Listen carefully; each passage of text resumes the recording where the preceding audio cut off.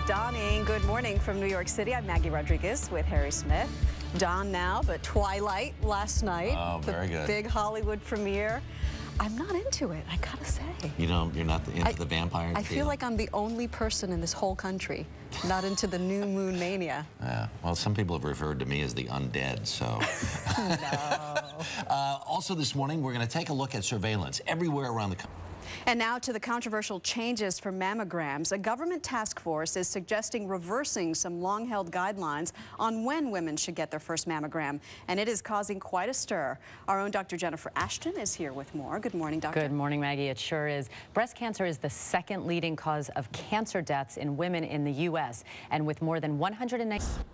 And it's important to note that these new guidelines do not apply to women who are at high risk for breast cancer or who have a family history of the disease, Maggie. Jen, is this task force changing its recommendations when it comes to other forms of screening, like seeing your doctor or self-exams? They're still recommending that women see their doctors regularly, but the task force does not recommend that women do self-breast exams because they say it has not been shown to save lives. That makes no sense. What could it hurt? Well, doesn't cost anybody they say anything? that studies have shown that it leads to a lot of unnecessary biopsies and that it does not save lives due to breast cancer caught at earlier stages. Quite frankly, none of this seems to make sense to me. It goes against the recommendations we've heard for decades, certainly as long as I've been alive. And if you can save one life, why wouldn't you? It's right, Maggie, and that's part of it. But the way that the task force came to these guidelines in part was by doing research based on computer estimates. And what they found, for example, in younger women aged 40 to 49 is that they would have to do 1,900 mammograms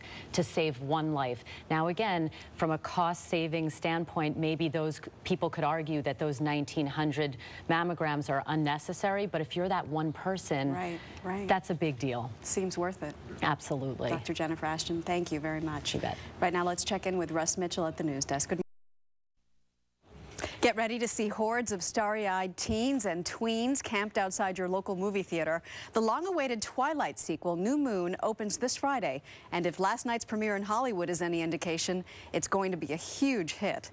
Early show national correspondent Hattie Kaufman was there. All right, so my daughter's too young, your sons are too old, but you have an 11-year-old. Is she into it? She is so into this. She has tickets for Saturday.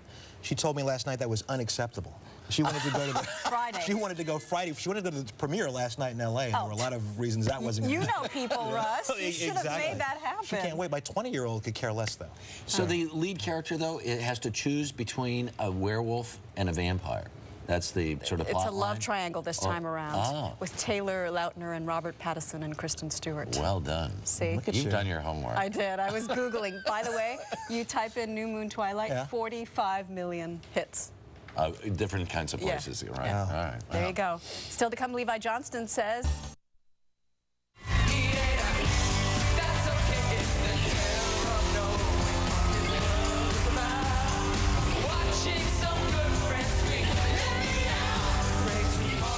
In our tireless effort to bring you stuff we're not even sure you want to see, you should. Yeah, this is so much fun.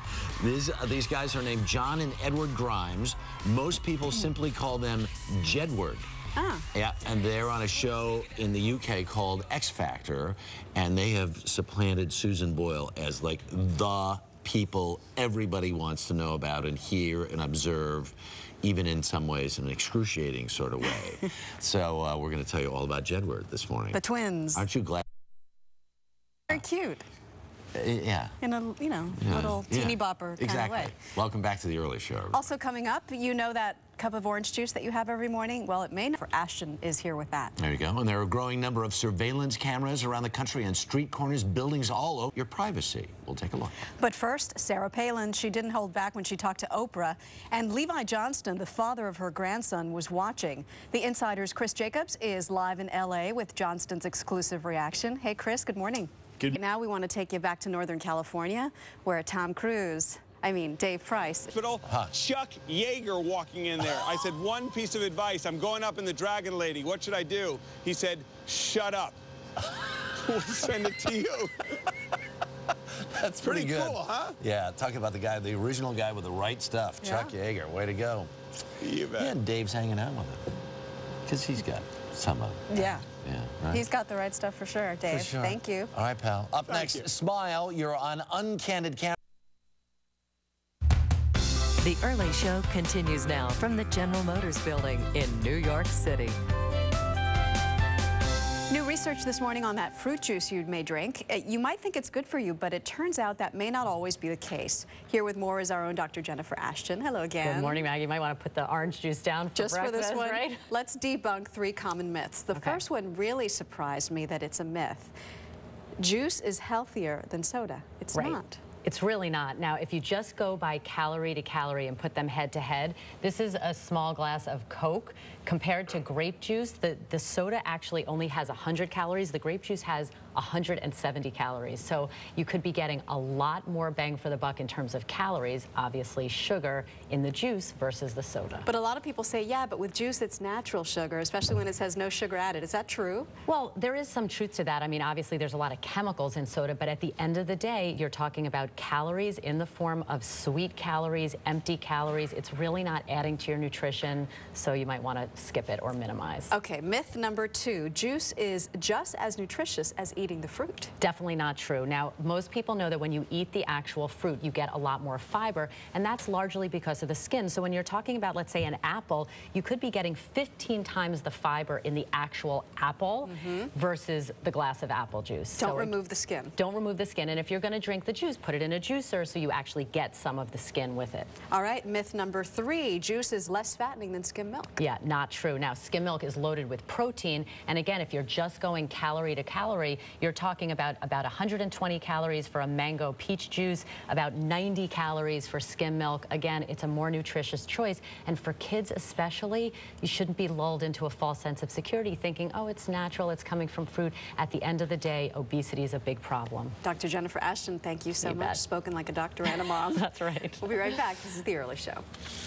Thank you, Jen.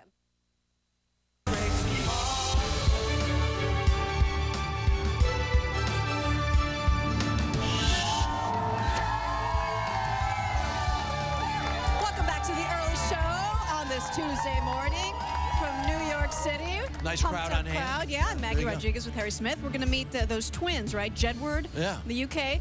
They're hot, but right here in the U.S., we have Harry Connick Jr. What's Right hotter there. than that? There you go. Right here on the plaza, saying hi to the fans, and he's going to be performing live. I don't use this word a lot Right. because it's very rarely applicable. But his voice, sublime. Sublime. Your voice, sublime. Yeah. Especially on his new CD. He has this new CD, and it's all these great Listen. pop classics, right? I never want Oh. to work that hard. Right? You just want to. Well, you should go and dance with him. Why would you be dancing by yourself? Save me one. There you go. Also ahead, we're going to continue our series, The Search for the Perfect, this morning. We're going to show you how to get the perfect smile. Plus, we're going to get the latest from Russ Mitchell, who we'll see in prime time later tonight. But right now, he's starring in the morning at the news desk. Good morning. We'll explain later. Good morning, guys. Good morning to you at home. You can tell everybody this is your song. It might be Nice crowd out quiet, here on the plaza, right? And the music that goes with just about everything. Welcome back to The Early Show, everybody. I hope you don't mind Very cool. that I We have put Harry down Connick a Jr. live in the studio this morning.